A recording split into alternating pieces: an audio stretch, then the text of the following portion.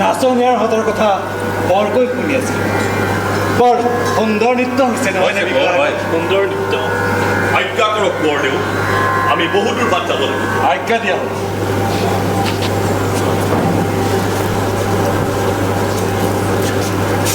নাচনী চাওক এফালা। কি নাম নাচনী? বৰদেউ তোৰ নৃত্যত সন্তুষ্ট হৈছে। এইডাল লওক।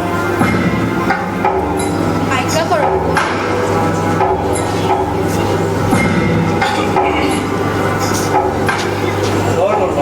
কওক বৰদেউ, এই নাচনীয়াৰ দলটোক অতি শীঘ্ৰে আকৌ নৃত্যৰ বাবে মতা হওক। অতি শীঘ্ৰেই মতা হ'ব বৰদেউ।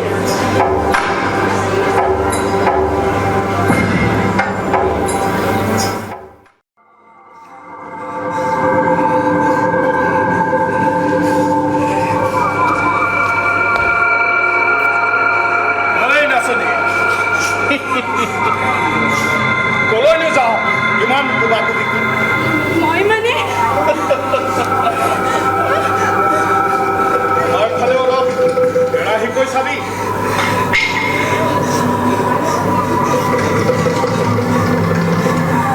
হ'ল তোৰ নাচ আজি মই উপভোগ কৰিম।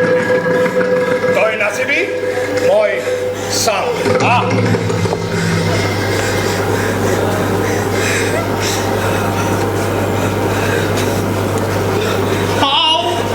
নাচনী আকৌ আজল মথালিখন চোৱা।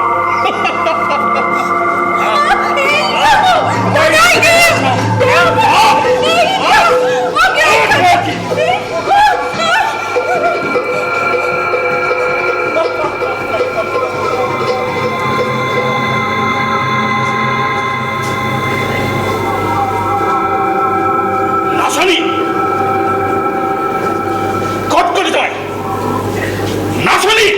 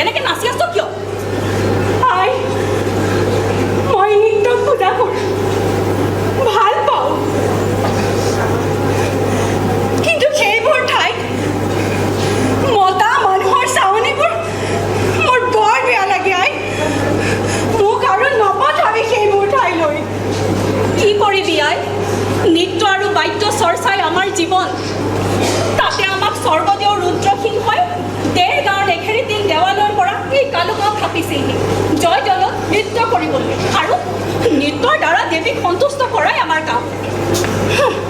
মন্দিৰৰ নাচোন, দেৱীৰ আৰাধনাই আমাৰ কাম, বুজিছো আই। কিন্তু মানুহে আমাক সন্মান নিদিয়ে, পুৰুষৰ লালসাৰ বলি। ভগৱতী সমৰ্পিত গৌৰী কি হ'ল আই? ৰজাঘৰীয়া কাৰোবাৰ কামনাৰ বলি হ'ল। আমাৰ দুখ হ'ল। আমি সদায় এনেকৈ জীয়াই থাকিম নে? চীনাতলীয়া নটৰ ঘৰত জন্মিলি আই, এয়াই আমাৰ পৰম্পৰা। বেৰৰো কাল আছে, এতিয়া মনে মনে থাক। ৰজা ঘৰৰ কাণত পৰিব লাগিলে ফুলত দিব। এটা কথা মনত ৰাখিবি ফুল, সৌন্দৰ্য আৰু কলা থাকিলেহে আমাৰ নিচিনা মানুহবোৰে পেটৰ ভাত মুঠি মোকোলাব পাৰে। মোৰ আৰু এটা কথা তই আজি শুনি ল, বুদ্ধিৰে জগত জিনিব পাৰি, কিন্তু আই দেৱীৰ চৰণৰ সেৱিকা পুৰুষৰ নিৰ্লজ্জ চাৱনিয়ে মোৰ অন্তৰত সদায় দুখ দিয়ে।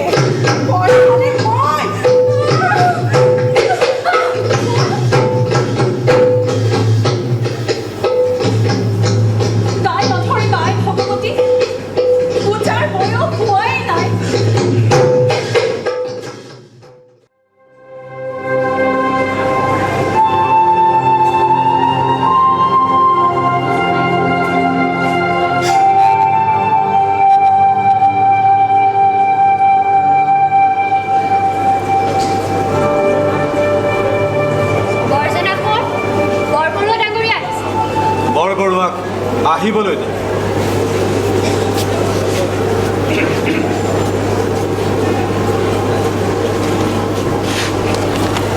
কোঁৱৰদেউ কি সকামত বা মাতিলে? বিশেষ সকামতে মাতিছোঁ, আসন গ্ৰহণ কৰক। আজ্ঞা কৰক। বৰবৰুৱা কওক। পৰহি জয়দৌলত দেখা ধুনীয়া নাচনীজনীৰ বতৰা ল'ব খুজিছোঁ। আপোনাৰ মন বুজি মই কালিয়েই খবৰ লৈছোঁ। তাই ঘৰ কালু গাঁৱৰ চীনাতলীত। নাচনী আৰু পৰিয়াল অকল নাচতেই পাৰ্গত নহয়, সকলোতে পাৰ্গত এই নটৰ জীয়ৰী। তাইক যদি কাৰেঙলৈ লিগিৰি কৰি আনো কেনে হ'ব বৰবৰুৱা?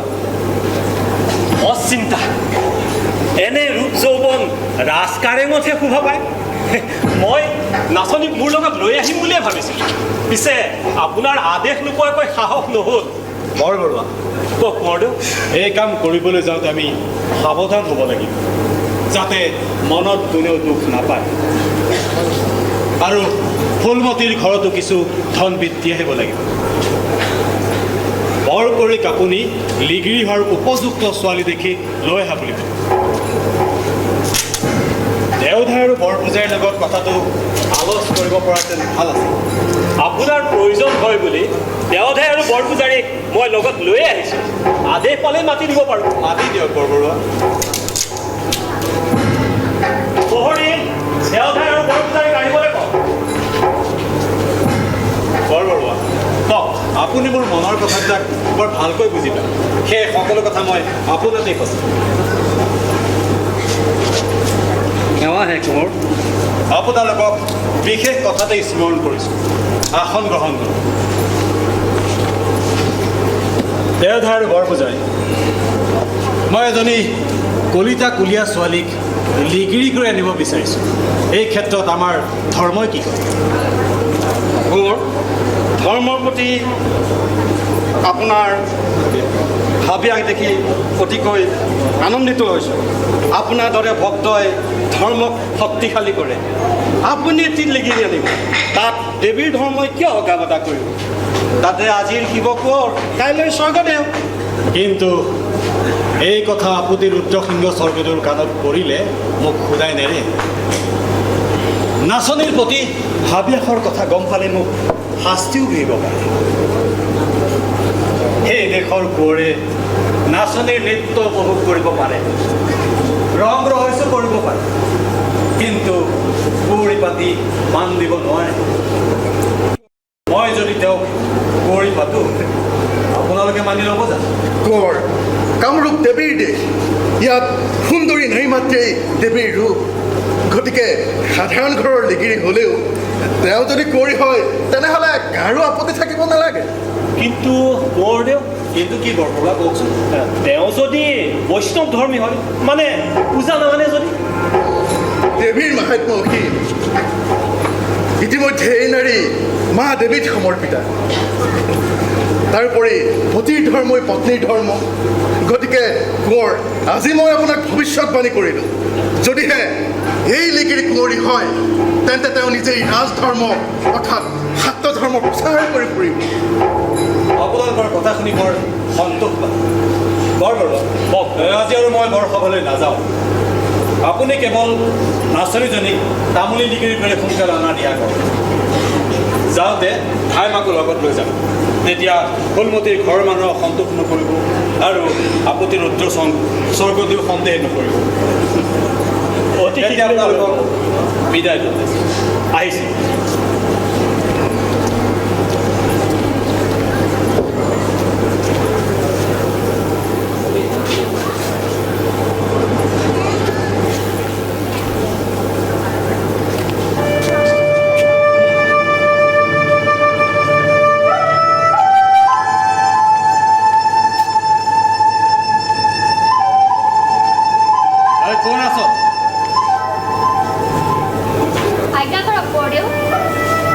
Cloudy.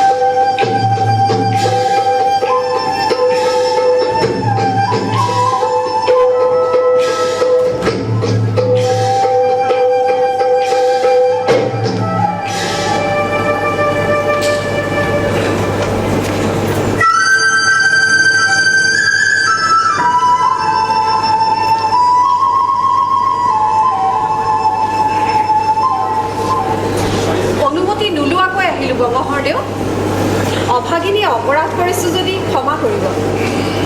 আপোনাৰ প্ৰফুল্ল মন দেখি মোৰ বৰ ভাল লাগিছে। কিবা সুখবৰ আছে যেন পাইছোঁ। মই এতিয়া ৰাজকাৰ্যত ব্যস্ত হৈ আছোঁ। মই কিছু সময় এতিয়া অকলশৰে থাকিব বিচাৰোঁ। মই কি কৰিলে আপোনাৰ চিন্তা দূৰ হ'ব মহোদয়? প্ৰয়োজন হ'লে মই কম কৰি আহোম আহোম ৰাজ্যৰ সিংহাসনত স্বৰ্গদেউ ৰুদ্ৰসিংহ আপত্তি আছে। আহোম ৰাজ্যৰ ইমানবোৰ ডা ডাঙৰীয়া থাকোঁতে আপুনি অকলে ইমান চিন্তা কৰিবলগীয়া কিয় হৈছে বংশদেউ? কৰি এইবিলাক ৰাজকাৰ্যৰ জটিল কথা তোমালোকে বুজি নাপাবা। যোৱা শয়ন কক্ষলৈ যোৱা, তুমি এতিয়া জিৰণি লোৱাগৈ।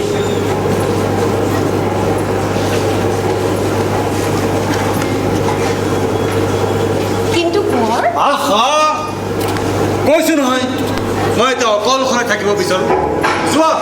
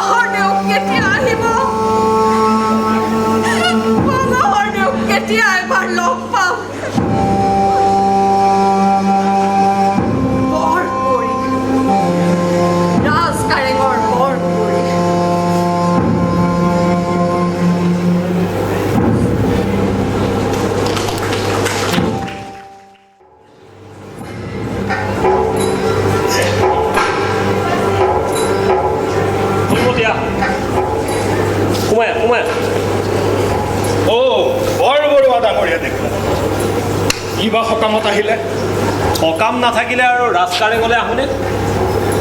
এয়া ফুলমতী নাচনী, কাৰেঙৰ নতুন লিগি ঠাইমা আহি আছে, আহি যি কৰে কৰিবই।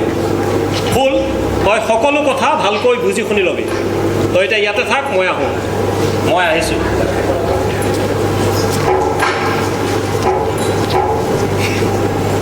এইবাৰ দেখোন খেনৰ এজাপ, নতুনিৰো আকৌ লিগিৰিৰ হ'বলৈ মন।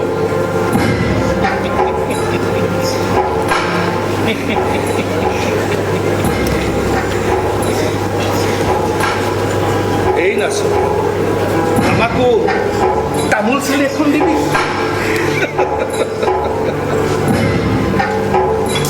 শুনা, বুজিলা?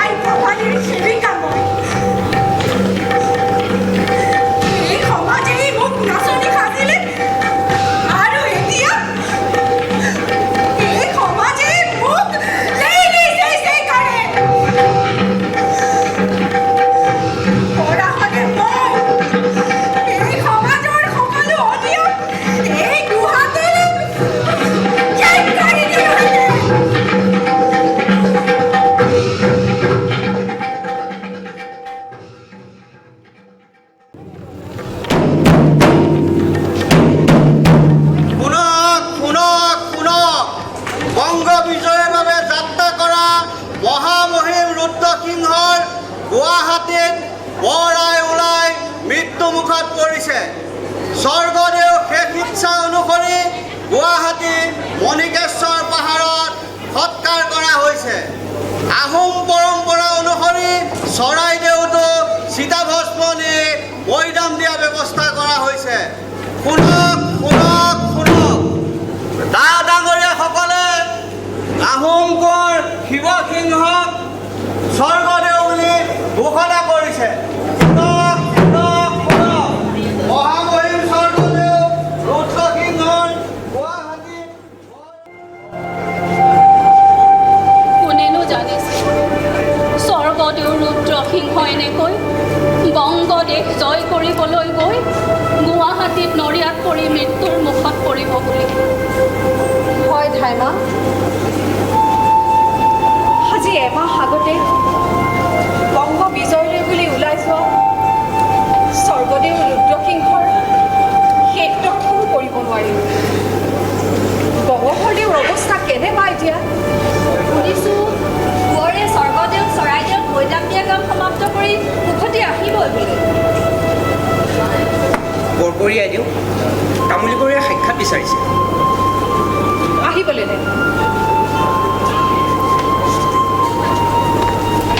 পৰম বৰকৰি আইদেউ, কি সকামত আহিল তামুলী বৰুৱা? ইতিমধ্যে স্বৰ্গদেউ ৰুদ্ৰসিংহৰ চৰাইদেউত বৈদাম দিয়া কাম সম্পন্ন হৈছে। স্বৰ্গদেউ শেষ ইচ্ছা অনুসৰি আৰু ডা ডাঙৰীয়াসকলে আলোচ কৰি কোঁৱৰ শিৱসিংহক আহোম ৰাজ সিংহাসনৰ বাবে মনোনীত কৰিছে। ইতিমধ্যে স্বৰ্গদেউ বোলে আহি পালেহি। দুখৰ মাজতে আনন্দৰ বতৰা। হয় কুঁৱৰী, আজ্ঞা কৰে বৰকৰি আইদেউ। হয় যাওক। ধাইমা বলক আমি স্বৰ্গদেউ আদৰাৰ ব্যৱস্থা কৰোঁ। আৰু লিগিৰি তই স্বৰ্গদেউৰ কাৰণে তামোল চালিৰ ব্যৱস্থা কৰ। কুঁৱৰীসকল তোমালোকে ৰাজকাৰে ধুনীয়াকৈ সজাই দিলা।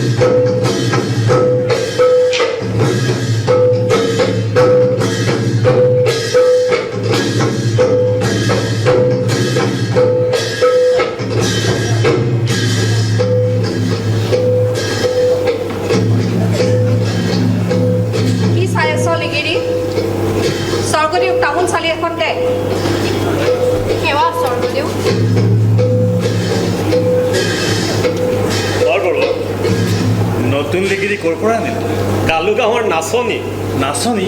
নহয়, মানে শিৱদলৰ নৰ্তকী। দৰক লাগিলে যে যা স্বৰ্গদেউৰ আপ্যায়নৰ ব্যৱস্থা কৰগৈ। লিগিৰিহে তেওঁ ৰাজ কাৰেঙৰ নিয়ম নীতিৰ কথা কি জানিব? নতুন লিগিৰি বৰ কৰি মই গৈছোঁ বাৰু।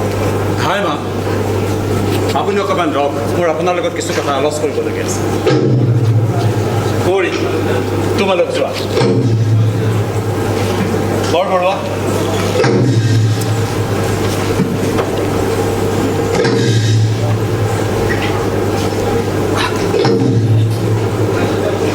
শিৱ কোঁৱৰ স্বৰ্গদেউ ৰুদ্ৰসিংহক হেৰুৱাৰ মই বুজিব পাৰিছোঁ, কিন্তু তাৰো কিছু পষেক আগৰ পৰা গোপাৰ মনটো বিমৰিক যেন দেখি আছিল। কিবা চিন্তাত পৰিছে নেকি? মই জানিব পাৰোঁনে? এৰা ঠাইমা, সেই কথা আলোচ কৰিবলৈকে আপোনাক ৰাখিছোঁ। ঠাইমা, আই ৰকাল মৃত্যুৰ পাছত আপুনি মোক লালন পালন কৰিব, সেই আপুনি মোৰ অতিকৈ আপন। ঠাইমা, মই বৰ চিন্তাত পৰিছোঁ। এফালে ৰাজতন্ত্ৰ, ৰাজ বিষয়া কুঁৱৰীসকল, আৰু আনফালে মানে মই কৰিব পৰা নাই শিৱ কোঁৱৰ। খাইমা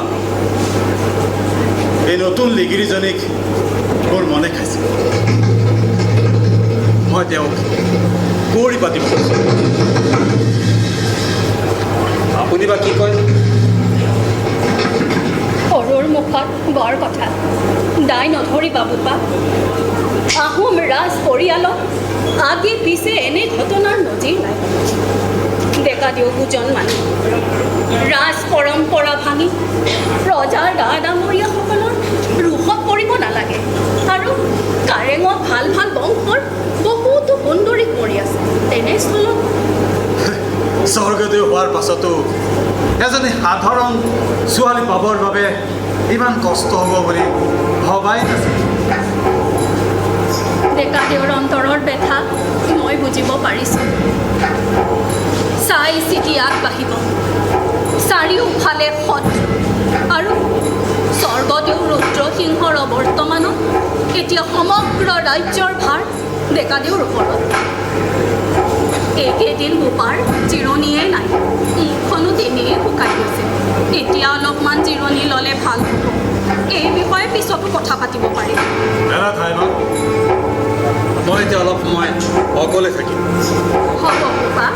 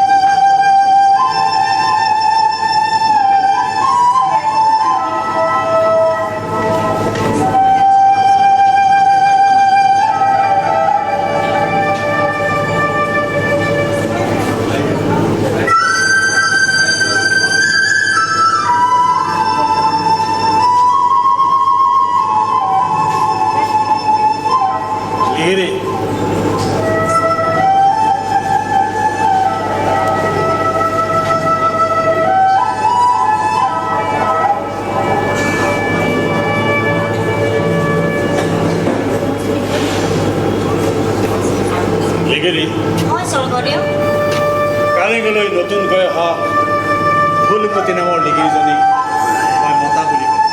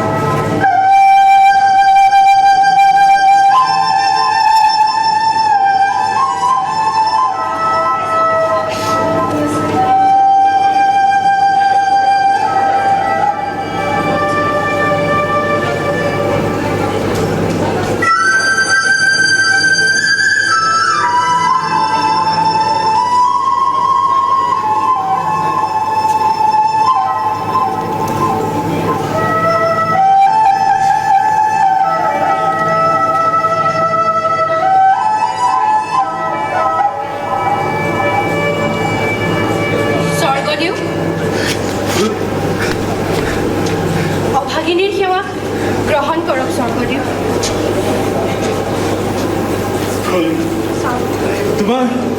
তোমাৰ স্থান মোৰ চৰণত নহয় ফুল। তোমাক মই মোৰ হৃদয়ত স্থান দিছোঁ। আহা আহা ফুল। স্বৰ্গদেউ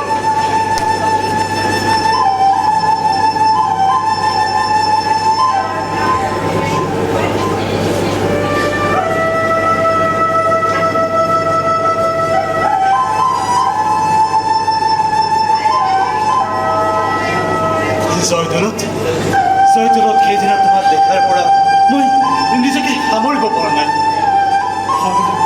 হয়নে সপোনে কেৱল তোমাৰেই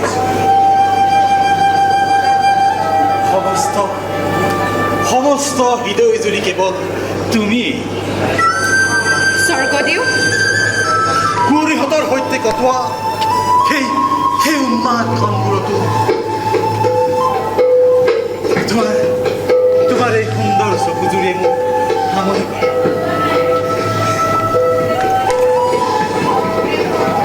নিগিৰিহঁতৰ মাজত তোমাক দেখিলে মোৰ বুকুখন বিষাই উঠে। হাত দীঘল চোলা পিন্ধাই খনীয়া কাপোৰ আৰু বৰজাপিৰ আঁৰত তোমাক আহোম কুঁৱৰীৰ ওপৰত চাওঁ।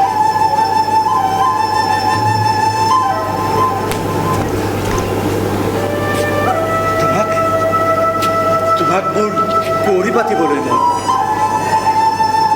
এই অভাগী নাচনীক আপুনি ইমান সন্মান দিব খুজিছে? মই যেন কিবা সপোনহে দেখিছোঁ। কিন্তু স্বৰ্গদেউ, আমি নাচনী সমাজত স্থান নাইকিয়া। স্বৰ্গদেউৰ কুঁৱৰী হোৱা সপোন দেখা পাওঁ। সেই জনমত সেই অসম্ভৱ স্বৰ্গদেউ। অহা জনমৰ কথা কোনে জানে? তোমাক যে মই মোৰ হৃদয়ত স্থান দিলো।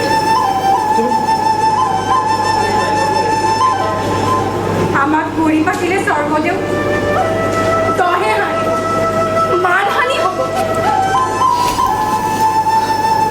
আনে সহালৈ মই ভয় নকৰোঁ ফুলমতী।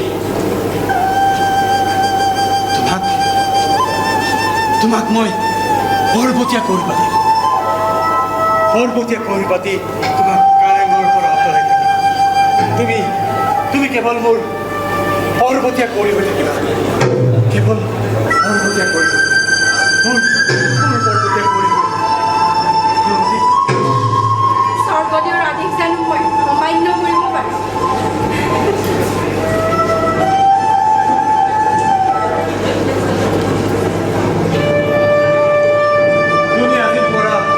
ফুলমতী নাচনী নহয়, ফুলেশ্বৰী কুঁৱৰী। আজিৰ পৰা তুমি শিৱসিংহৰ ফুলেশ্বৰী কুঁৱৰী।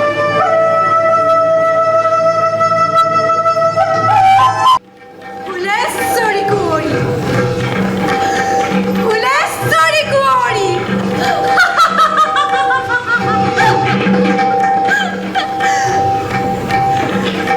সপোনবোৰ যেন পাখি মেলি উৰিব লাগিছে। মৰি মৰি জীয়াই থকাটো ভাল নে জীয়াই থাকি প্ৰতিশোধ লোৱাটো? এই প্ৰশ্নৰ সমাধান মই আজিহে পাম। মৰিব নোৱাৰো, জীয়াই থাকিব লাগিব। মোৰ দৰে ফুলমতী ঘৰে ঘৰে আছে। বহুতো ফুলমতীৰ ৰুচুপনিবোৰ এই ৰাজকাৰেঙৰ দেৱালতে নিমাত হ'ল। সিহঁতক মই ৰক্ষা কৰিব লাগিব। ক্ষমতাৰ বলেৰে বলিয়ান এই ডাঙৰীয়া ৰজাঘৰীয়াৰ তুষামোৎকাৰী মনোবৃত্তি অৱসান ঘটাব লাগিব। এজনী সাধাৰণ ফুলমতীয়ে, সাধাৰণ নাচনীয়ে বুদ্ধিৰে হাঁহি হাঁহি এই অত্যাচাৰী ৰাজ ব্যৱস্থাত খেল বহুৱাব লাগিব।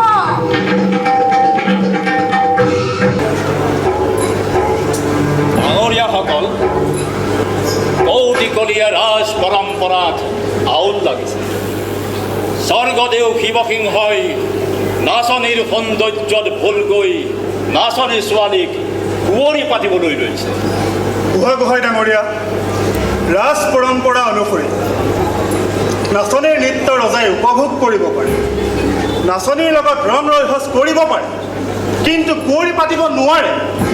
স্বৰ্গদেউ বুজাই এই কাণ্ড কৰাৰ পৰা আমি বিৰত ৰাখিব লাগিব।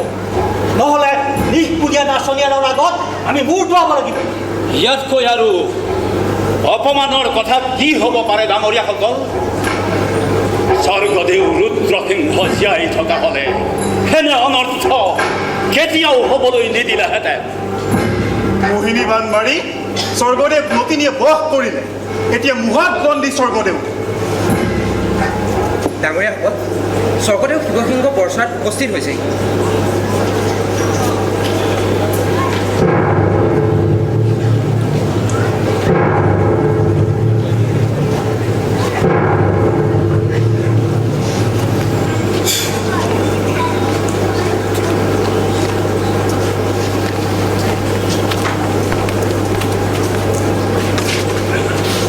সকলোৱে আসন গ্ৰহণ কৰক।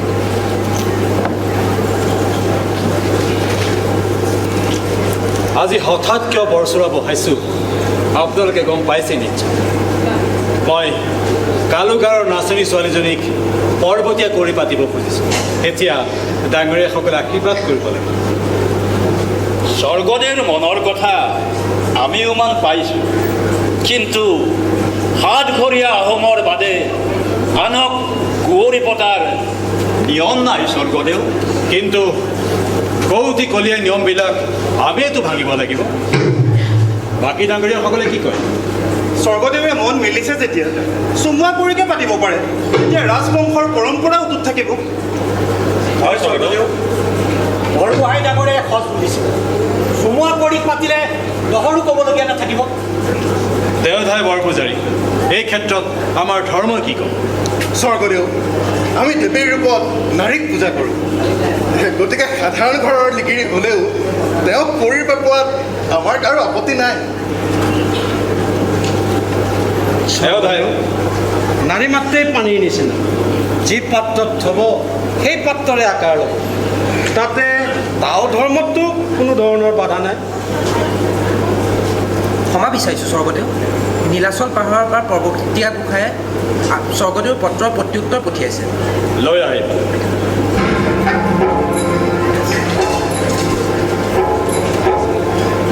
বৰবৰুৱা, আপুনি পত্ৰখন পাঠ কৰি ইয়াৰ মূল ভাৱটো আমাক অৱগত কৰাওক।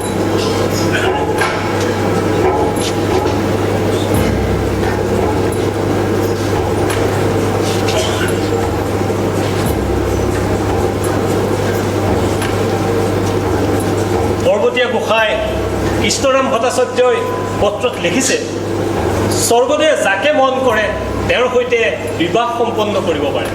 ইয়াত ধৰ্মৰ ফালৰ পৰা কোনো ধৰণৰ বাধা নাই, আৰু স্বৰ্গদেউ ধৰ্মই কুঁৱৰীৰ ধৰ্ম হ'ব। গতিকে স্বৰ্গদেৱে এই কামত আগবাঢ়িব পাৰে, আৰু এই বিবাহত মা ভৱানীৰ আশীৰ্বাদ আছে। পৰ্বতীয়া গোসাঁই কৃষ্ণৰাম ভট্টাচাৰ্যৰ সন্মতি পাইছোঁ যেতিয়া বৰবৰুৱা বিবাহৰ আয়োজন কৰক। অতি শীঘ্ৰেই আয়োজন কৰা হ'ব।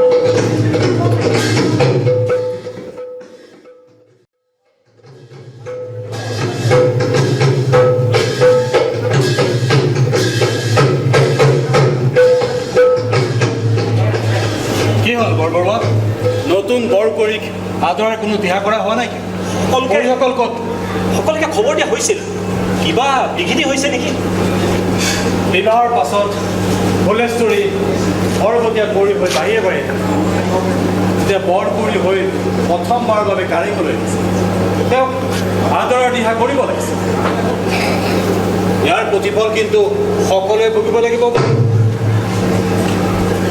স্বৰ্গদেউ, সেৱা গ্ৰহণ কৰোঁ। গোসাঁইদেউ, আপুনি ইয়াত?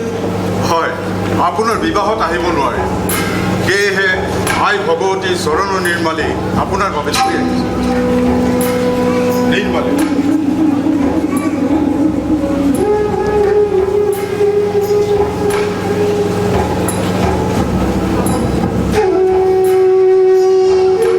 চকুকে বিশ্বাস কৰিব পৰা নাই স্বৰ্গদেউ। সাক্ষাৎ আই গোসাঁনীৰ ৰূপ। সেৱা গ্ৰহণ কৰিব কঢ়িয়াই দিওঁ। নিৰ্মালী,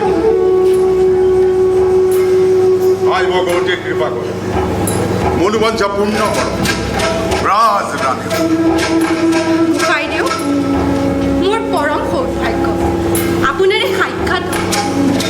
আপুনি কুমাৰী পূজাৰ প্ৰচলন কৰি নাৰীক সদায় সন্মান দিয়ে, সেয়েহে মই আপোনাক গুৰু মানি গোসাঁনী মন্ত্ৰ গ্ৰহণ কৰিব বিচাৰিছোঁ। আপোনাৰ সেই মনোবাঞ্ছা অতি সোনকালে পূৰণ হ'ব আইদেউ। নতুন বৰকৰিক আদৰৰ তিহতিখন পলম হৈছে কিন্তু উত্তৰ নিদিয়া কিয়? ক্ষমা কৰিবা বাবা, বৰপৰীৰ অসুস্থতাৰ এইটো অলপ দেৰি হ'ল। আহা বৰকৰি।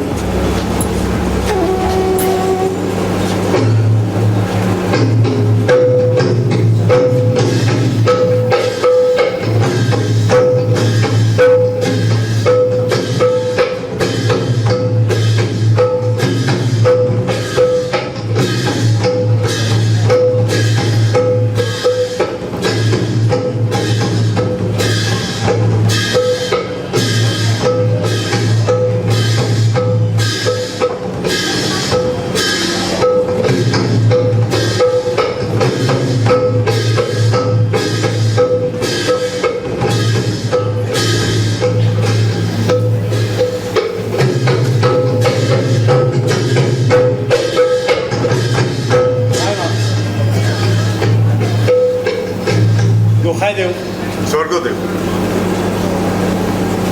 বৰকৰি আইদেউ আজি পৰ্বতৰ কাৰেঙৰ পৰা ৰংপুৰলৈ আহিব বুলি জানি নিৰ্মালি লৈ আহিছে। কালিলৈ প্ৰত্যুহতে উভতি যাম। বৰ ভাল কৰিলে গোসাঁইদেউ, আপুনি খন্তেক অপেক্ষা কৰক। আপোনাৰ লগত মোৰ কিছু কথা আলোচনা কৰিবলগীয়া আছে। হয় স্বৰ্গদেৱ। বৰবৰুৱা, এখেতসকলৰ আপ্যায়নৰ দিহা কৰিব লাগিব।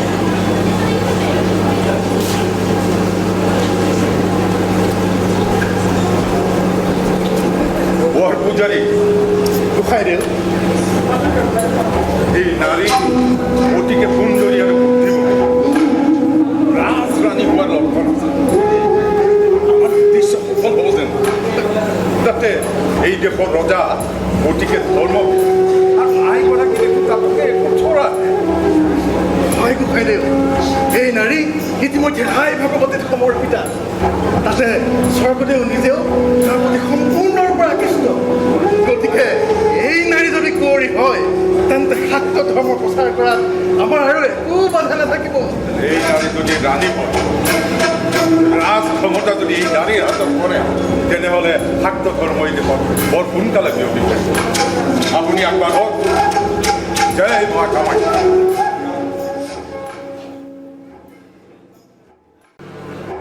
ডাঙৰীয়াসকল, বুঢ়াগোহাঁই মোক কাণ চুৱাইছিল আপোনালোকৰ বোলে মোৰ লগত বিশেষ কথা কিছু আলোচ কৰিবলগীয়া আছে। কওকচোন। স্বৰ্গদেউ, নৱদ্বীপৰ কৃষ্ণৰাম ভট্টাচাৰ্যই পৰ্বতীয়া গোসাঁই হৈ যোগিনী তন্ত্ৰ আৰু কালিকা পুৰাণৰ বিধিৰে গোসাঁনী পূজাৰ নিয়ম আৰম্ভ কৰিছে। হয় স্বৰ্গদেউ, আজি যুগ যুগ ধৰি কামাখ্যা ধামৰ পূজাৰীসকলে আমাৰ নীতি নিয়ম অনুসৰিয়েই পূজা সেৱা কৰি আহিছে।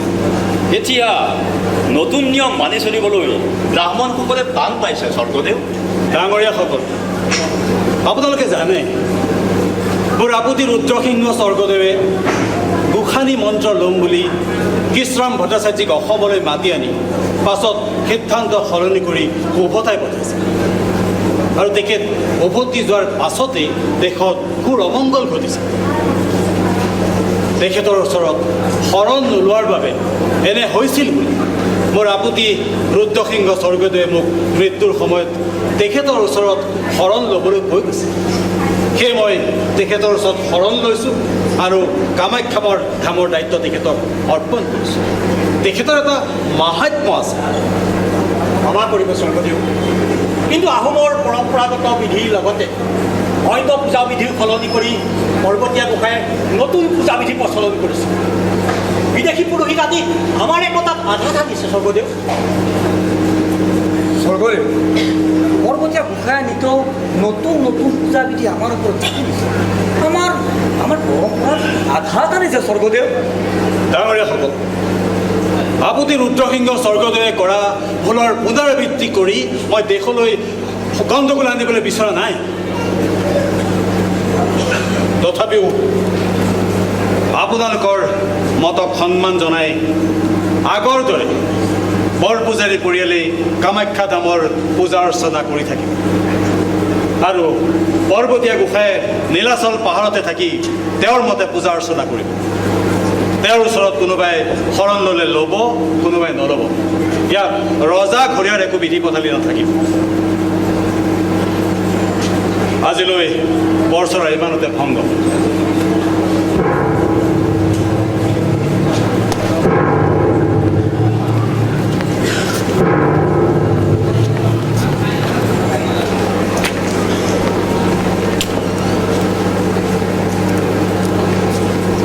বিদেশী পণ্ডিতৰ ইমান সাত ৰাজ মাৰি এক ৰাজ কৰা চাউলুং চুকাফাই লগত অনা চুন্দেও পূজাও আদি সংকটত পৰিছে। হয় ডাঙৰীয়া, ফুলেশ্বৰী নাচনীও বৰপৰি হৈ বৰপতীয়া গোসাঁইৰ ওচৰত শৰণ লৈছে। ৰজাই শাক্ত ধৰ্ম গ্ৰহণ কৰা দেখি সাধাৰণ প্ৰজা হ'লেও আহোমৰ ৰীতি নীতি জ্ঞান দি শাক্ত ধৰ্ম গ্ৰহণ কৰিছে। এইবাৰ তেনেহ'লে নাচনীৰ আদেশ শুনিবলৈ সাজু হৈ থাকোঁ।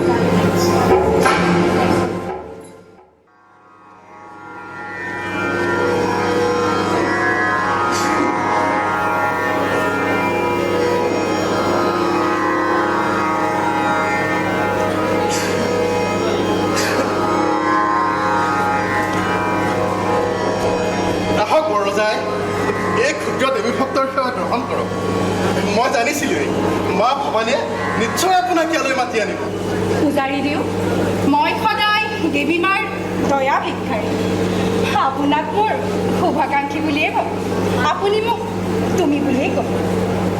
মই আজি আমাৰ ধৰ্মৰ ইতিবৃত্ত সম্পৰ্কে জানিবলৈ আহিছোঁ। সেই দেশত ধৰ্মৰ ইতিহাস শক্তি পূজাৰ ইতিহাস।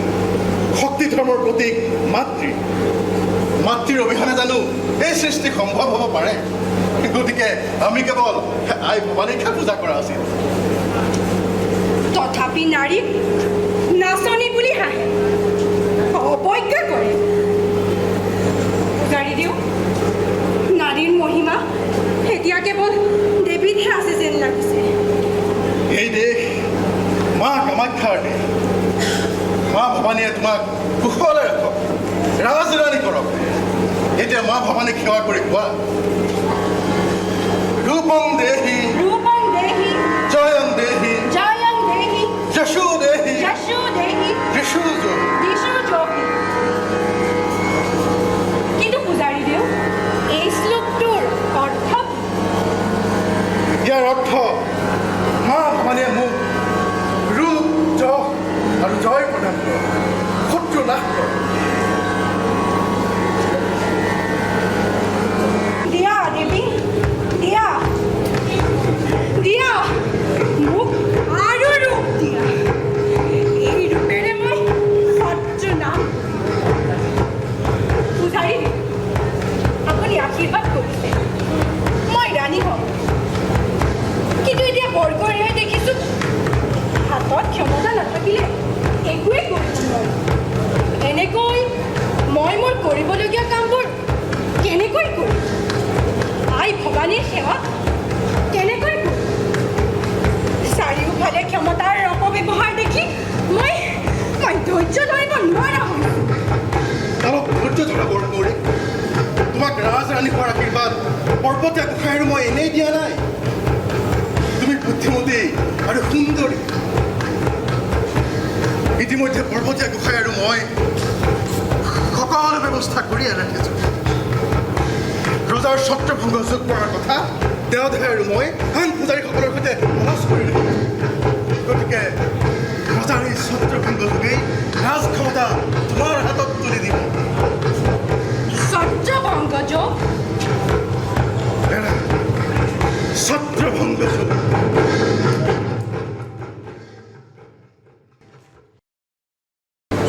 ডাঙৰীয়াসকল, আপোনালোকে দেখিছে আজি কিছুদিন ধৰি দেশত ইটোৰ পিছত সিটো নঘটিবলগীয়া ঘটনা ঘটিবলৈ ধৰিছে।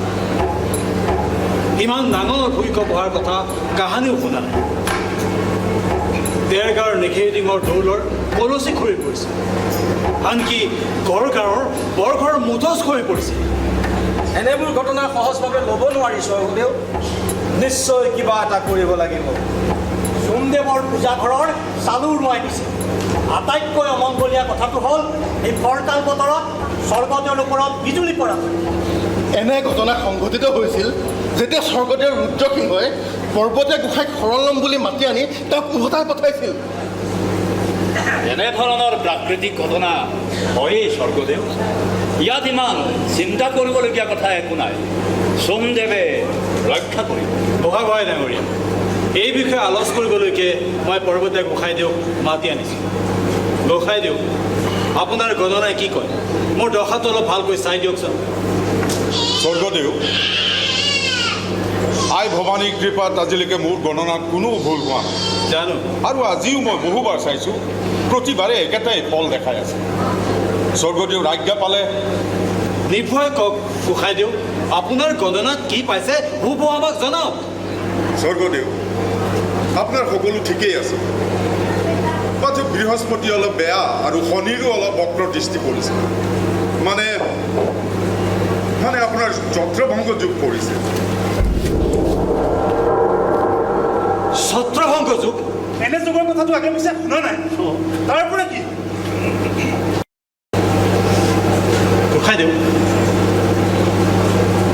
নৱগ্ৰহত পূজা দিয়ক, দৌল দেৱালয়বিলাকত পূজা পাতল কৰাওক, ব্ৰাহ্মণক দান দিয়ক, তেতিয়া অন্ততঃ কিছু অমংগল কমিব।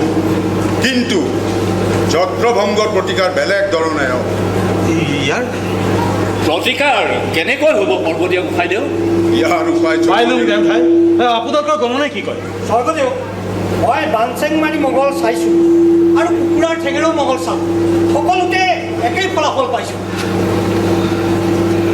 তেওঁঠাই স্বৰ্গদেউ, ভিক্ষৱন পুথি বহুবাৰ পাঠ কৰিও মংগল ৰুধিব পৰা নাই। স্বৰ্গদেৱে 61 সোণৰ ছত্ৰ আনক গতাই দিয়াৰ সময় আহি পৰিছে। ইয়াক খন্দাবৰ উপায় দিয়ক গোসাঁইদেউ, ইয়াক কেনেধৰণে প্ৰতিকাৰ কৰিব পৰা যাব? স্বৰ্গদেউ, খন্দাবৰ উপায় আপোনাৰ হাততে আছে। মোৰ হাতত? হয় স্বৰ্গদেউ, আপুনি যদি সিংহাসন এৰি আপোনাৰ কোনোবা আপোনজনক যোগ্যজনক এই সিংহাসন দিয়ে, তেতিয়াহ'লে সিংহাসন আপোনাৰেই হ'ব দেখিব। হয় স্বৰ্গদেউ, আপোনাৰ ভাইহঁততকৈ আপোনজন আৰু বিশ্বাসী কোন হ'ব পাৰে? হয় স্বৰ্গদেউ, আপোনাৰ কোঁৱৰসকলৰ গাত খাটীয়া সময়ৰ তেজ বৈ আছে। কিন্তু মোৰ ভাইহঁত বিশ্বাসী আৰু যোগ্য বুলি মোৰ মনে নললে। স্বৰ্গদেউৰ অভয় পালে মই একেষাৰ ক'ব খোজোঁ। নিৰ্ভয় দিছোঁ। স্বৰ্গদেউৰ একেবাৰে আপোন বুলিবলৈ ফুলেশ্বৰী আই কুঁৱৰী আছে, ৰূপে কোনে তেওঁ সুযোগ্য, তাতে তেওঁতো আপোনাৰ কোনো পৰ নহয় স্বৰ্গদেউ। গতিকে যদি সিংহাসন তেওঁৰ হাতত অৰ্পণ কৰে, তেনেহ'লে আপোনাৰ সিংহাসন আপোনাৰ হাততেই থাকিব। সেয়া আপুনি কি কৈছে পূজাৰী দেউ? বৰগোহাঁই, আহোম ৰাজত্ব কালত এগৰাকী তিৰোতাৰ হাতত ৰাজছত্ৰ ধাৰণ, এনে না ভূত না শ্ৰুত কথা কেতিয়াও হোৱা নাই স্বৰ্গদেউ, কেতিয়াও হোৱা নাই। ক্ষমা কৰিব স্বৰ্গদেউ, আপোনাৰ আপোন ভাইহঁত থাকোঁতে ৰাজছত্ৰ কেনেকৈ এগৰাকী কুঁৱৰীৰ হাতলৈ যাব? ক্ষমা কৰিব বিষয়াসকল, এনে কৌতিকলীয়া ধাৰণা আমি এৰিবৰ হ'ল, সলনি কৰিবৰ হ'ল। এৰা মোৰ কুঁৱৰী হিচাপে ৰাজছত্ৰ যদি ফুলেশ্বৰীৰ হাতত থাকে, মই নিশ্চিন্ত হ'ব পাৰিম। সেয়ে মই সিদ্ধান্ত লৈছোঁ, আহোম ৰাজ্যৰ একছত্ৰী মই ফুলেশ্বৰীক অৰ্পণ কৰিম। মই আশা কৰিম আপোনালোক সকলোৱে মোৰ সিদ্ধান্ত সমৰ্থন জনাব। ঈশ্বৰ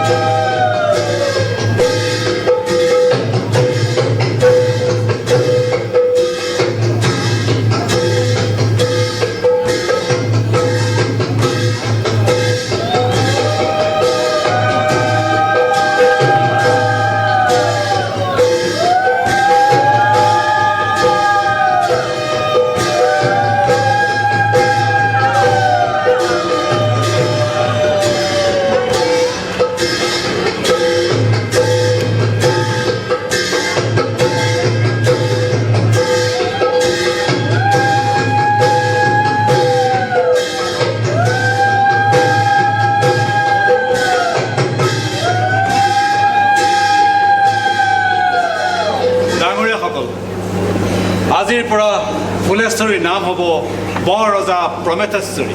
জয় বৰ ৰজা প্ৰমথেশ্বৰী। জয়। ডাঙৰীয়াসকল, আই ভগৱতীৰ আশীৰ্বাদ শিৰোগত কৰি স্বৰ্গদেউ আৰু ডাঙৰীয়াসকলৰ আশীৰ্বাদ শিৰত লৈ মই সংকল্প লৈছোঁ যে মই আই ভগৱতী আৰু এই দেশৰ জনগণৰ মংগলৰ বাবে সদায় কাম কৰি যাম। স্বৰ্গদেউৰ মোৰ ওপৰত থকা বিশ্বাস কেতিয়াও ম্লান কৰিবলৈ নিদিওঁ। ডাঙৰীয়াসকল, মই মাথো নামতহে ৰজা হ'ব।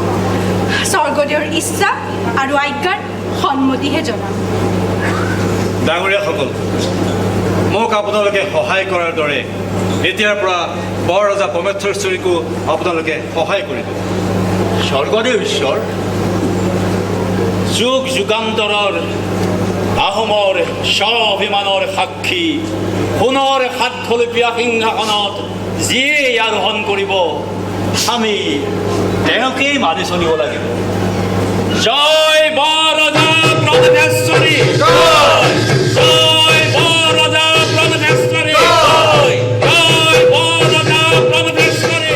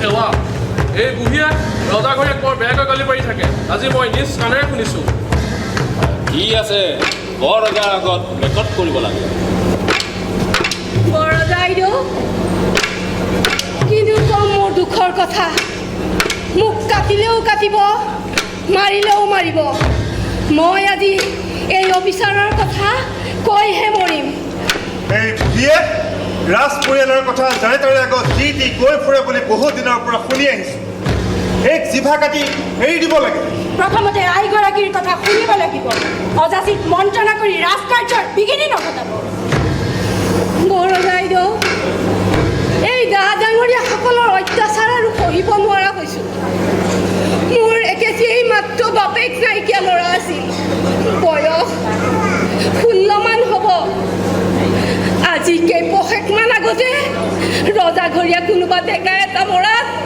মোৰ পোনাটোকো সেই মৰাটোৰ লগতে জীয়াই জীয়াই মৈদামত সোমোৱালে পোনাটোৰ সলনি মই মৈদামত সোমাব বিচাৰিছিলোঁ মোক নিদিলে পোনা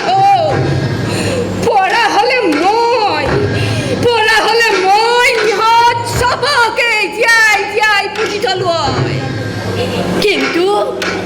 কিন্তু ভগৱন্তই এদিন তহঁত চবকে জীয়াই জীয়াই পুতি থব জীয়াই পুতি থব যি দেখিছোঁ আইগৰাকীৰ কোনো দুখ নাই এটাই মাত্ৰ সন্তান তাকো জীয়াই জীয়াই পুতি ল'লে সেই দুখতে আহি আইগৰাকীয়ে এনে কৰিছে বৰ বৰুৱা আইগৰাকীক লৈ যাওক বেজবৰুৱাৰ ওচৰত ভালকৈ চিকিৎসা কৰাওক শিৱা আজ্ঞা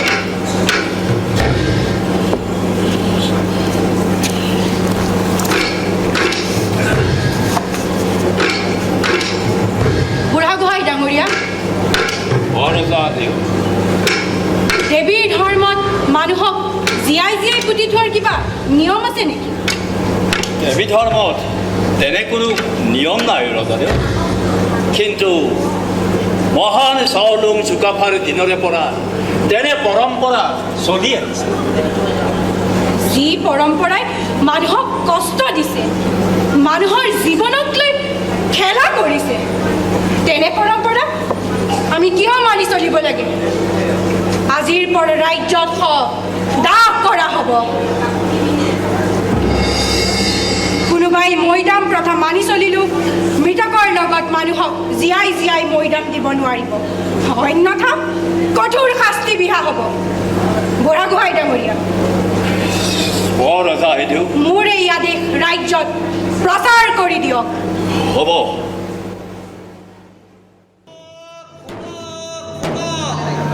শুই থকা বহি থকা খাই থকা সকলোৱে শুনক বৰ ৰজা ফুলেশ্বৰী কোঁৱৰীয়ে আহোমৰ মৈদাম দিয়া প্ৰথা উঠাই দিছে এই নিয়ম কোনোবাই মানি চলিলেও মৰাৰ লগত জীয়া মানুহ দিব নোৱাৰিব শুনক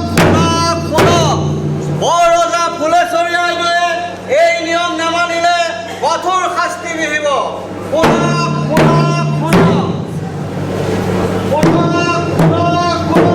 বৰ ৰজা ফুলেশ্বৰী আইদেৱে আহোমৰ শুনিলি কি কৈ গ'ল সঁচাও বৰ ভাল কাম হৈছে এইজনীয়ে আকৌ কালি ৰাতি সপোনত নিজকে মৈদামত সোমোৱাই দেখিলে কথা মই একেবাৰে সপোনত দেখি ভয়ে খাই গৈছে কিয় কিবা একেবাৰে বৰ ধুনীয়া খবৰ ওলাইছে নেকি ফূৰ্তি কৰিছে যে ফূৰ্তিনো নহ'ব কিয় যিখন দেশত ফুলেশ্বৰী কৰি শাসন চলে যাৰ শাসনত আমি আটাইবোৰ শান্তিৰে থাকিব পাৰিছোঁ তাতোকৈ আৰু ডাঙৰ কথা কিবা লাগেনে একদম সঁচা কথাও মালতী এই ডা ডাঙৰীয়াসকলে আমাক ফুলেশ্বৰী কৰি ঘাটৰ পুতলা কৰিব নোৱাৰিলে জান দেশৰ ৰজা তিৰোতাৰ তলতীয়া হওক দেশ ৰখা তলে গ'ল তেখেতৰ আকৌ ফূৰ্তিখন চোৱা কি কথা কৈছ ৰূপাই আমাৰ ফুলেশ্বৰী কৰি দেখা যেনেকৈ ধুনীয়া তেনেকৈ পুথিটো বৃহস্পতি ৰূপে গুণে প্ৰকৃততে ৰাণী ঐ ৰহেলৈ এই সৰু সৰু কথাতে চকু ফুটোৱা ফুলত দিয়া আঁঠুৰ গিলা কটা এইবোৰ যদি এতিয়াহে অন্ত পৰে জান ই অন্ত পৰিল বুলিয়েই ক'ব পাৰি কি কৈছ সেইদিনা যে বাইজনী দিবলৈহে কৈছিল, কিন্তু বৰ ৰজাই দেশৰ পৰা মৈদাম দিয়া প্ৰথাই উঠাই দিলে। শুনিলি নহয়, ঘোষকে ঘোষণা কৰি থৈ গ'ল। শুনিলো। আৰু বাইগৰাকীক চিকিৎসা কৰিবলৈহে আদেশ দিলে। মই আকৌ বৰ ৰজাৰ আৰু এটা আচৰিত বিচাৰৰ কথা শুনিছো। হ'ব, তহঁতৰ এই ফুলেশ্বৰী আই গুণান কীৰ্তন কৰিব নালাগে। তিৰোতা সদায় তিৰোতাই পাতৰ তলত দুদিনমান কাৰোবাৰ আগত নাচ বাগ কৰিলে তাৰপিছত হ'ব তহঁতে এইবোৰ চিন্তাৰ কাৰণে দেশত নাৰীৰ সন্মান নোহোৱা হৈছে। হ'ব, তোৰ কথা বাদ দে। হেৰি নহয় ৰকেদৈ, কি বিচাৰৰ কথা শুনিছ? বিচাৰ মানে কি জানো, ৰংপুৰত 4টা কপাহৰ বেপাৰীয়ে বোলে একেলগে কপাহৰ খেতি কৰিছিলে আৰু একেটা ভঁৰালতে কপাহ থৈছিল। তাতে বোলে আকৌ নিগনিৰ বৰ উপদ্ৰৱ। নিগনিৰ উপদ্ৰৱ সহ্য কৰিব নোৱাৰি চাৰিওটাই মিলি এটা দাইল মেকুৰী কিনিলে আৰু চাৰিওখন ঠেং ভগাই ল'লে। এদিন আকৌ মেকুৰীটোৰ ঠেং এখন ভাগিল। ঠেং ভাগিলত ভঙা ঠেঙৰ গৰাকীয়ে নাহৰ তেলত জুবুৰীয়া ফটাকানি এখন মেৰিয়াই দিলে। এইবাৰ আকৌ মেকুৰী যাওক জুহাললে। জুহালত গৈ তেল লগোৱা কাপোৰখন জ্বলি গ'ল। ভয়তে মেকুৰী গৈ কপাহৰ ভঁৰাল পালেগৈ আৰু গোটেইখন পুৰি চাৰ খাৰ দিলে। তাৰপিছত আৰু কি, এইবাৰ বাকী 3টা মুদৈ গৈ বৰ বৰুৱাৰ ওচৰ পালেগৈ আৰু বৰ বৰুৱাই বিচাৰৰ ৰায় দিলে, বোলে ভঙা ঠেঙৰ গৰাকীয়ে আটাইবোৰ কপাহৰ মূল্য দিব লাগিব, নহ'লে বন্দীশালত থোৱা হ'ব। এইটো আকৌ কেনেকুৱা বিচাৰ? কেনেকুৱা বিচাৰ? ঠিক বিচাৰ। বিচাৰি খিচিতে শেষ হোৱা নাই। এইবাৰ ভঙা ঠেঙৰ গৰাকী গৈ বৰ ৰজাৰ ওচৰ পালেগৈ আৰু বৰ ৰজাই বিচাৰৰ ৰায় দিলে, বোলে ভঙা ঠেঙৰ গৰাকীয়ে যেনিবাতে নিজে জুই লগাই দিছিলে, তোমালোকৰ বাকী 3খন ঠেং পিছে পিছে গৈ কিয়নো কপাহৰ ভঁৰাল। গতিকে তোমালোক সকলো সমানে দোষী। আমি ব্যৱসায় বাণিজ্য কৰিলে সকলোৱে মিলি জুলি কৰিব লাগিব। ইটোক দোষী সিটোক দোষী থাকিলে নিজেহে দুৰ্বল হয়। একদম উচিত বিচাৰ হৈছে ৰহেদৈ। দেখিছ আমাৰ বৰ ৰজাৰ কেনে বিচাৰ। আমাৰ বৰ ৰজাৰ কাৰো লগতেই তুলনা নহয়। একেবাৰে তুলনা নহয়। সাধাৰণ ৰাইজলৈ মোৰে বৰ মৰম। সেইকাৰণেতো কবিৰাজ চক্ৰৱৰ্তীয়ে কৈছিল যে শকুন্তলা কাব্য আৰু শংকৰচূড় পথত ফুলেশ্বৰী বৰ ৰজাক বৰ প্ৰশংসা কৰিছে। এই মাইকী মোৱাটোৰ ভেংকচ ঐ, তই ক'ত শুনিলি? মই এনেকুৱা নাই, আপুনিহে কৈছে। আপুতিয়ে কৈছে তিৰোতা সদায় তিৰোতা হৈ থাকিব লাগে। ৰাণী হৈ একেবাৰে ডা ডাঙৰীয়া সমানে হাতীত উঠিব পৰা কাউৰী হৈ মৌৰা চৰাই পেখন ধৰে। শাসনৰ গোটেইখিনি ৰাণীৰ। তই এইবোৰ কথা কৈ লাভ নাই নে কি ক মালতী? আমি ভালহে পাব লাগে। আমাৰ সৰু মানুহৰ কথা শুনোতা চিন্তা কৰা কোনোবা যে ওলাইছে। তাকে হ'লেও ইমান অহংকাৰী হ'ব নালাগেও। ৰাণী হৈ একে প্ৰমথেশ্বৰীৰ নাম ল'লে। তাতেনো কি হ'ল? তহঁতে জান প্ৰমথেশ্বৰী কাৰ নাম? সেই দেৱী গোসানীৰ নাম। ল'ব পাৰে কৰ, তহঁতে দেৱী গোসানীৰ গুণানী কীৰ্তন কৰ। মই আহিলো।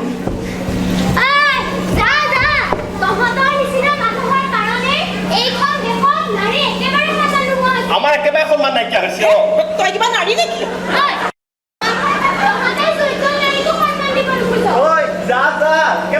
দেখুৱাব নালাগে।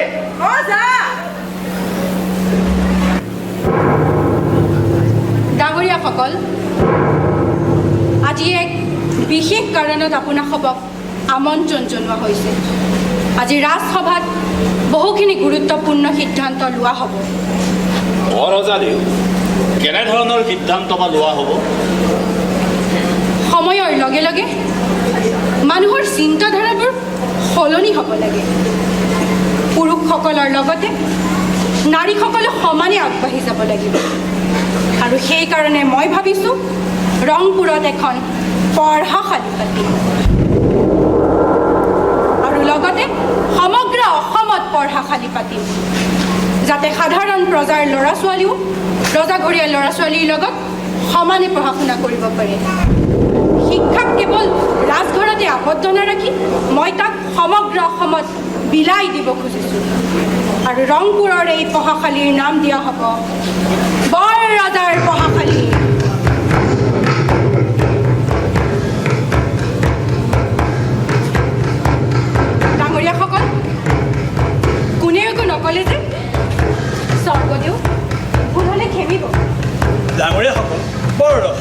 হৈছে নহয়নে?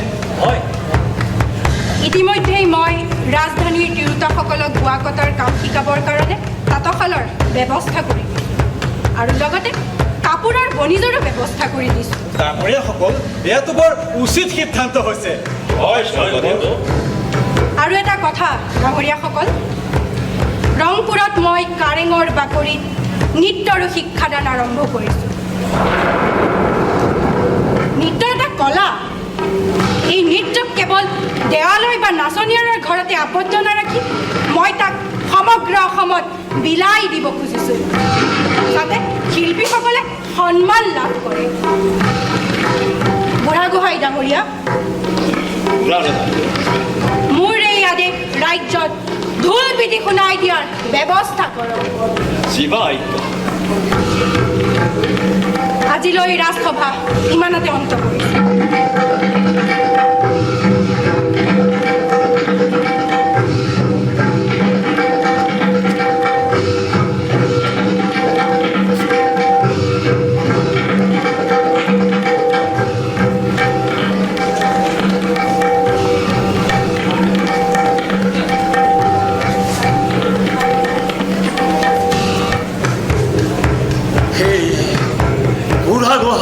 অপমান কৰে, বৰ গোহাঁই ডা ডাঙৰীয়াসকলক অপমান কৰে। স্বৰ্গদেউ চুকাফাৰ দিনৰ পৰা চলি অহা আহোম ৰাজ পৰম্পৰা ভংগ কৰে। ইমান স্পৰ্ধা, ইমান অহংকাৰ। বুঢ়াগোহাঁই ডাঙৰীয়া, এই নাচনী ৰজা হোৱাৰ পৰা মই মতালি দিনে দিনে বাঢ়ি গৈ আছে। ডা ডাঙৰীয়াসকলক সৰু সৰু মানুহৰ আগত হেয় কৰি সাধাৰণ মানুহক ওপৰলৈ তোলাটো তাই ধেমালি হিচাপে লৈছে। আনকি ৰজা হৈ নিজৰ নামত মোহৰ মৰাইছে। ভাবিছিলোঁ তিৰোতা মানুহ ডা ডাঙৰীয়াসকলৰ লগত আলোচ নকৰাকৈ কোনো কাম নকৰিব, কিন্তু এই অহংকাৰী নাচনীয়ে ৰজাক বশ কৰি আহোমৰ কৌটি কলীয়া ৰীতি নীতি ভৰিৰে মোহাৰি শেষ কৰিলে। হয় ডাঙৰীয়া, সাধাৰণ প্ৰজাই বহু দিনৰ পৰা চেলু বিচাৰি আছে। এতিয়া প্ৰজাৰ গৃহকন্দলৰ বিচাৰো বৰ ৰজাৰ তামোল চৰাত হয়। পাতিৰ তিৰোতাক এচোৰ মাৰিলেও এতিয়া বৰ ৰজাই মাত মাতে। তাও ধৰ্মলৈ চৰম সংকট টানি আহিছে। বৰ ৰজাই নিজৰ ইচ্ছামতে ৰীতি নীতি সলনি কৰিছে। পুৰাণো মটৰ চলা লোকৰ সংখ্যা দিনে দিনে কমি আহিছে। ভাবিছিলোঁ তিৰোতা মানুহ আমাৰ ধৰ্মমতে কাম কৰিব, কিন্তু এতিয়া দেখিছোঁ কোন পুৰুষে নিজৰ ভাইহঁত থাকোঁতে পাতিৰ তিৰোতাক সিংহাসনত বহুৱাই তিৰোতাক নৃত্য শিকায়, পঢ়াশালীলৈ আনে। এনে তিৰোতাক হেৰুৱা ৰজা দেখা নাই। বৰ ৰজা হৈ নাচনীৰ মাকক কেঁকুৰা জোৰা দিলে, ভায়েকক ৰাজ পদবী দিছে। বুঢ়াগোহাঁই ডাঙৰীয়া, আমাৰ সোমদেৱৰ পূজা পাতলত ৰজা ভৰিয়াৰ একো উৎসাহ নাই। শুনিছোঁ এইবাৰ বোলে ৰংপুৰত ষোল্ল সমালহৰে দুৰ্গাৰ পূজা আয়োজন কৰিব। মোৱামৰীয়া মহন্ত সত্ৰাধিকাৰ সকলোকে বোলে আমন্ত্ৰণ দিছে। হয় ডাঙৰীয়া, ভাবিছিলোঁ আমাৰ কথা মতে কাম হ'ব। মনৰ প্ৰবল অনিচ্ছা সত্ত্বেও স্বৰ্গদেউৰ সিদ্ধান্ত মানি লৈছিল। স্বৰ্গদেউৰ সিদ্ধান্তৰ প্ৰতি সন্মান জনাই আমি ডা ডাঙৰীয়াসকলে তেওঁৰ সন্মানক মত দিছিলোঁ। ভাবিছিলোঁ নাচনী ছোৱালী শাসন কাৰ্যৰ কি ভূ পাব। দেশৰ সেই ডা ডাঙৰীয়াসকলেই দেশ শাসন কৰিব লাগে, কিন্তু এতিয়া দেখিছোঁ এই নাচনী ছোৱালীয়ে দেশৰ ডা ডাঙৰীয়া বা বিষয়াসকলৰ মান সন্মান আত্মমৰ্যাদা সকলো ধূলিসাৎ কৰিছে। ডাঙৰীয়াসকল, সেই অহংকাৰী নাচনীৰ অহংকাৰ শান্ত কৰিবৰ সময় হ'ল।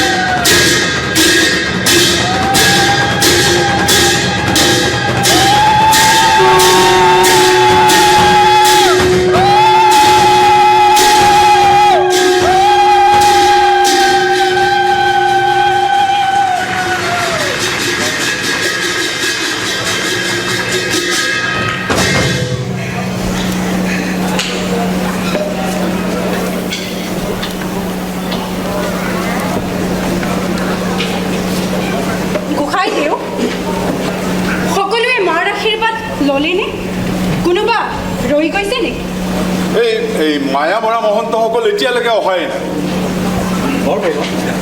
মই ডেকেলা বৰুৱা পঠাইছিলোঁ, তেওঁলোক আহিছে বোধ কৰোঁ, পাবহি লাগে। তেনেহ'লে ইমান কৰে কিয় অহা নাই? মানে মানে কি কৰিব বাবা? এই মহন্তসকলে পূজা নামানে, সেইকাৰণে মন্দিৰৰ বাহিৰতে বহি আছে।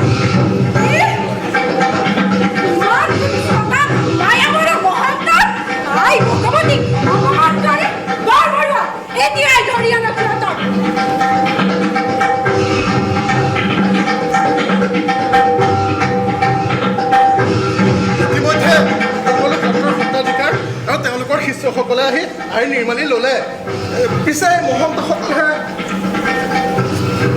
আই দেৱী যদি অপমানিতা হয়, এই পূজাই কিন্তু একো ফলেই নধৰিব বৰকুৰীয়াই। তাতে বৰতা সন্তান সংঘা এনেহ'লে কিন্তু অমংগল সূচনা কৰিব।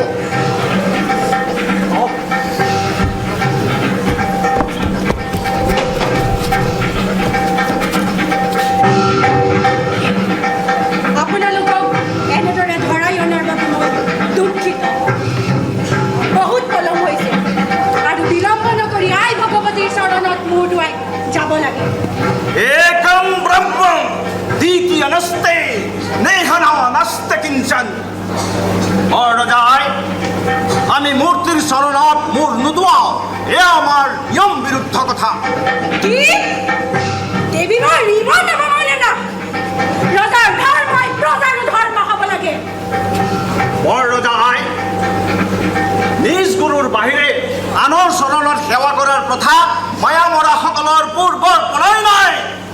ৰজাঘৰীয়া শাক্ত হৈ সত্ৰৰ নিৰ্মালিখনে গ্ৰহণ কৰি আহিছে। এনেস্থলত ৰজাঘৰীয়া আৰাধ্য দেৱীকে মূৰ দুৱাব নোৱাৰে। এয়া কেনে কথা বৰৰজাই? ৰজাই ৰাজধৰ্ম পালন কৰক আৰু প্ৰজাই নিজ নিজ ধৰ্ম পালন কৰিব লাগে। ইমান অহংকাৰ! আই ভগৱতীৰ চৰণত এতিয়াই ক্ষমা খোজ মোৱা মৰিয়া।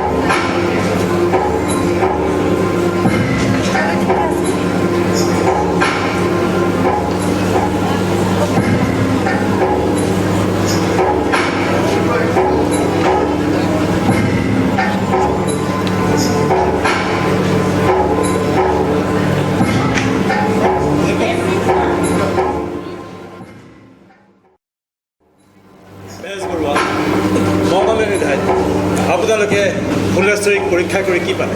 সকলো ঠিকে আছে নহয়? স্বৰ্গদেৱ, আহোম ৰাজবংশৰ ভৱিষ্যত বৰদা গৰ্ভত কুশলে আছে। আপুনি অকণো চিন্তা নকৰিব। হয় স্বৰ্গদেউ, প্ৰসৱৰ সময় ওচৰ চাপি আহিছে, অচিৰেই ভাল খবৰ পাম। বেজবৰৰ মংগলনী, আপোনালোকে ফুলেশ্বৰীক সঘনাই তদাৰক কৰিব। হয় দেওপতি, এওঁলোকক উচিত সন্মান দি বিদায় দিয়াৰ দিহা কৰে। হয় স্বৰ্গদেউ, আপোনালোক আহক।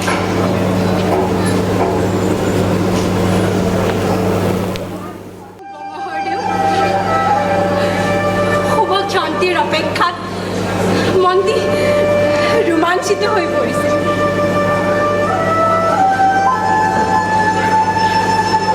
কিন্তু কিন্তু কি ফুলেশ্বৰী? মাজে মাজে মোৰ শংকা উপজে। প্ৰসৱৰ সময় আহি পৰিছে যদিও সন্তানটিৰ চুনগনো শাৰী শিকটিয়ে নেপাওঁ, মোক চুনগনো আমনিয়ে নকৰোঁ। বৰ ৰজাৰ ঘৰত চাগৈ নিতাল মাৰি থাকে। হৰদেউ ফুলেশ্বৰী, এয়া আমি গোসানীৰ তপস্যাৰ ফল পাইছোঁ। চিন্তা নকৰিবা, আনন্দ বংগহৰদেউ, মই ভাবিছোঁ আমাৰ ভৱিষ্যত ব্যক্তা গুৰুসকলক তাৰেঙলৈ আমন্ত্ৰণ জনাম। তেওঁলোকে আমাৰ সন্তানটিৰ বিষয়ে কি কয় মোৰ জানিবলৈ বৰ ইচ্ছা কৰিছে। তেওঁলোকেহে মোৰ শংকা দূৰ কৰিব পাৰিব। হ'ব, মই তেওঁলোকক মতাৰ ব্যৱস্থা কৰিম বাৰু। বিদ্বান লোকসকল, আপোনালোক সকলোৱে ইতিমধ্যে গম পাইছে মই আই ভগৱতীৰ আশীৰ্বাদত প্ৰথমবাৰৰ বাবে মাতৃ হ'বলৈ আগবাঢ়িছোঁ। সেয়েহে আপোনাসৱৰ আশীৰ্বাদ বিচাৰিছোঁ দেশৰ ভৱিষ্যত বংশধৰৰ বাবে।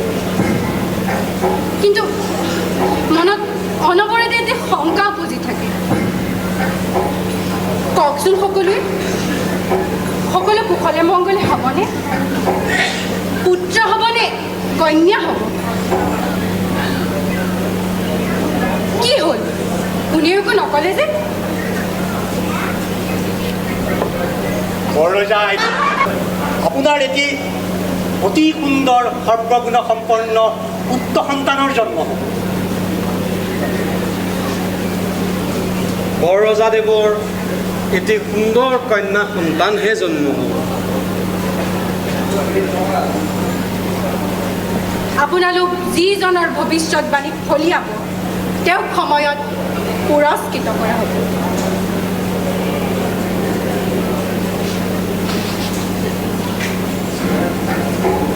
সকলোৱে ভৱিষ্যতবাণী কৰিব। চতুৰ্ভুজ গোসাঁই, আপুনি নিমাত যে আগৰ কথা ধৰি নাথাকিব, ময়ো পাহৰিছোঁ। কওক চতুৰ্ভুজ গোসাঁই, পুত্ৰ হ'বনে কন্যা হ'ব? মই ক'ব খোজা নাই বৰৰজা আই। কওক চতুৰ্ভুজ গোসাঁই, যদি আপোনাৰ ভৱিষ্যতবাণী ফলিয়াই তেনেহ'লে মানি ল'ম আপুনি প্ৰকৃততে সিদ্ধ। আৰু যদি নিমিলে তেনেহ'লে প্ৰাণদণ্ড বিহা হ'ব। সময়ত নিজেই জনা হ'লেই ভাল আছিল।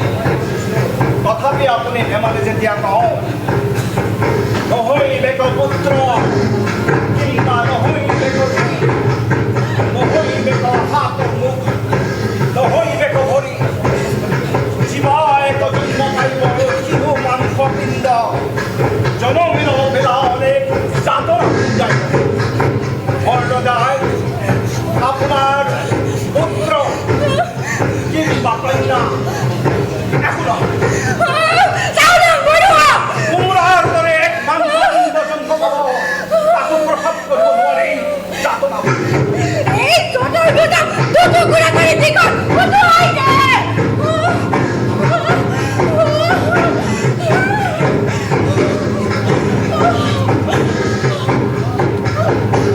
বৰৰজাই দিয়ক, মোক হ'লে ক্ষমা কৰিব।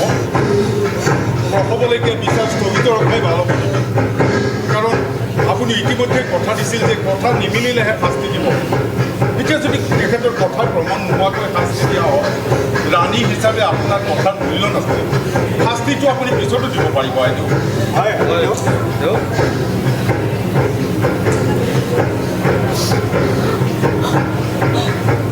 গুৰুৰ আদেশ মই অমান্য কৰিব নোৱাৰোঁ। চতুৰ্ভুজাক বৰ্তমান মই মুক্তি দিছোঁ। আপোনাৰ সভা যাব পাৰে।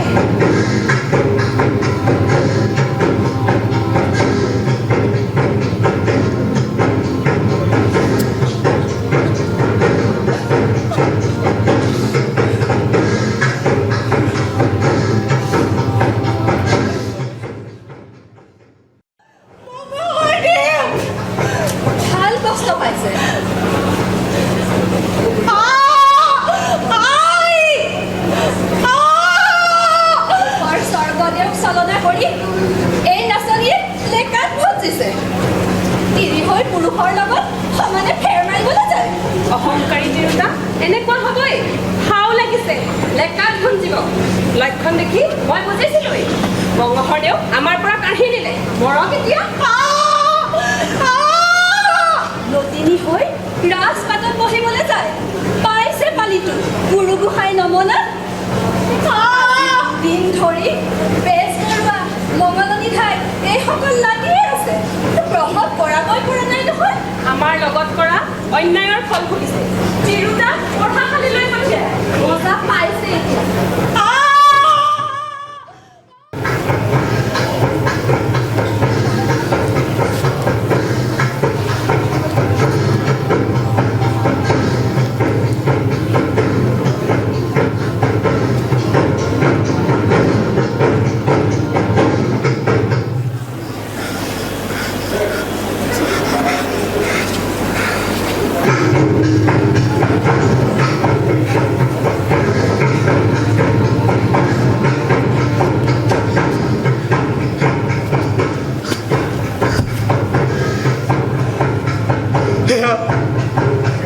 এতিয়া কি কৰিলা গোসাঁনী আই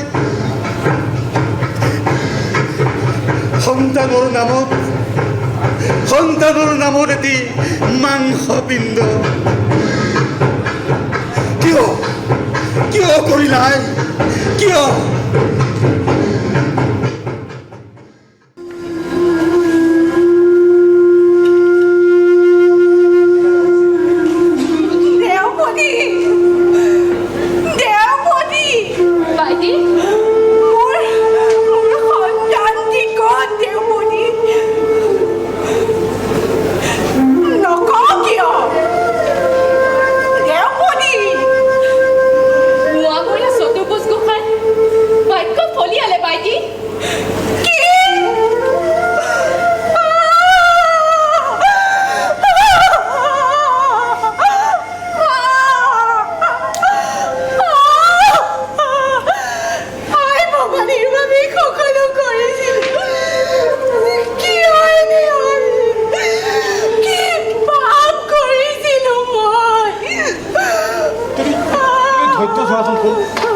গোসাঁনী আশীষ পালে আমি একো আকৌ পাব পাৰিম তুমি ধৈৰ্য ধৰাচোন চতুৰ্ভুজ গোসাঁয়ে যি কৈছিল সকলো বলিয়ালে মোৰ গাত লাগিছে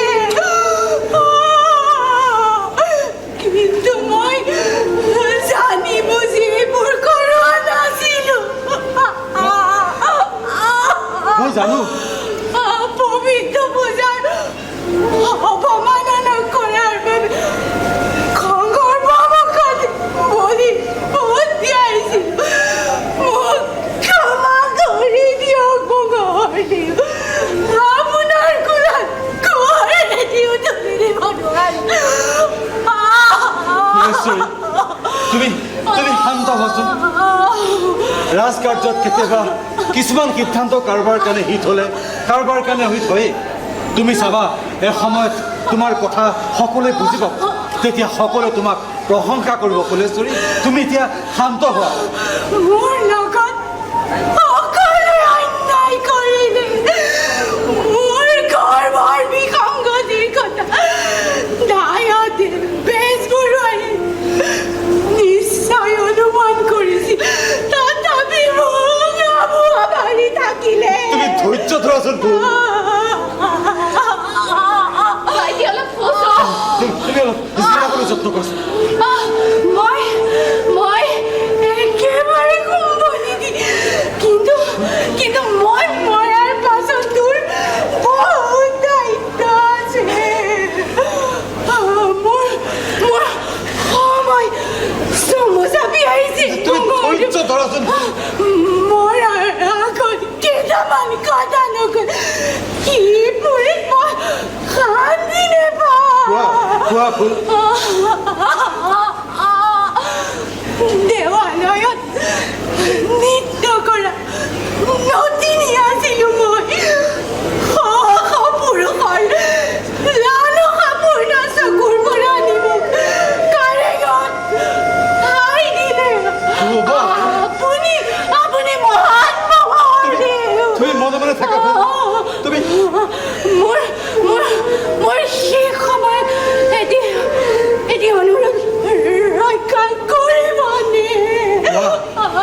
খোৱা ফুল তোমাৰ তোমাৰ সকলো অনুৰোধে মই ৰক্ষা কৰিম খোৱা দেওপনী দেওপনী মোৰ আপোন মৰমৰ বনি তাইক আপুনি আদৰি ল'ব মংগল কিন্তু ফুল এয়া কেনেকৈ সম্ভৱ তেওঁ যে হলাল গোহাঁইৰ পত্নী দেশৰ স্বাৰ্থত তাইক আপুনি আদৰি ল'ব মংগলদেৱ এয়া অসম্ভৱ ফুল মোৰ আদৰুৱা সপোন তাই পূৰণ কৰিব মোৰ অস্তিত্ব তাইৰ মাজতে বিচাৰি পাব মোক কথা দিয়ক মংগলদেৱ মোক কথা দিয়ক তোমাক কথা দিছো ফুল তুমি ভবাৰ দৰে সকলো হ'ব মই বৰ কষ্ট পাই আছো মই শুম এতিয়া মোৰ